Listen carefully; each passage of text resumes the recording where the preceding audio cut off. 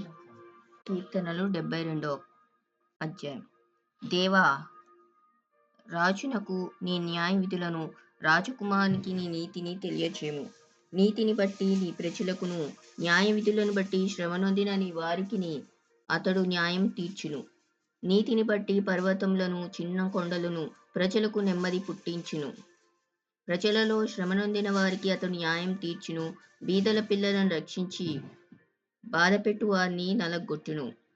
సూర్యుడు నిల్చున్నంత కాలము, చంద్రుడు నిల్చున్నంత కాలము తరములన్నింటను జనులు నీ యందు భయభక్తులు కలిగియుందురు. గడ్డి కోసిన బీటి మీది కురియు వానవలెను, భూమిని తడుపు మంచి వర్షం వలెను అతడు విజయము చేయును. అతని దినములలో నీతిమంతులు వర్ధిల్లుదురు. చంద్రుడు లేకపోవు వరకు క్షేమాభివృద్ధి కలుగును.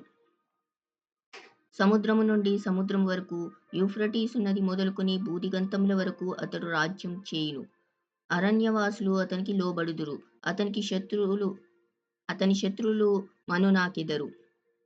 తర్షీషు రాజులు, ద్వీపముల రాజులు కప్పము చెల్లించెదరు. సెబారాజులను కానుకలు తీసుకొని వచ్చెదరు. రాజులందరూ అతనికి నమస్కారం చేసెదరు. అన్యజనులందరూ అతని సేవించెదరు. దరిద్రులు మొరపెట్టగా అతడు వారిని విడిపించును. దీనులను, నిరాధారులను అతడు విడిపించును. నిరుపేదల యందును బీదల యందును అతడు కనికరించును. బీదల ప్రాణములను అతడు రక్షించును.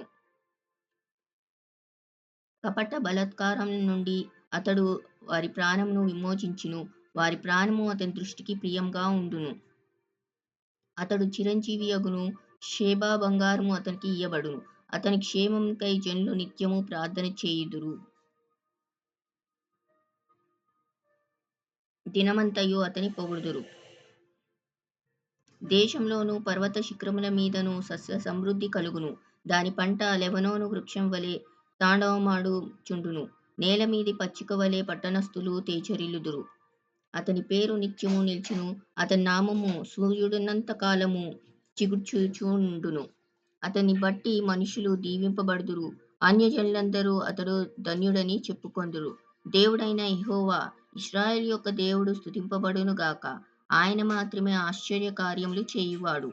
ఆయన మహిమగల నామము నిత్యము స్తుతింపబడును గాక. సర్వభూమియు ఆయన మహిమతో నిండియుండును గాక. ఆమేన్, ఆమేన్. యెషయి కుమారుడగు దావీదు ప్రార్థన ముగిసెను.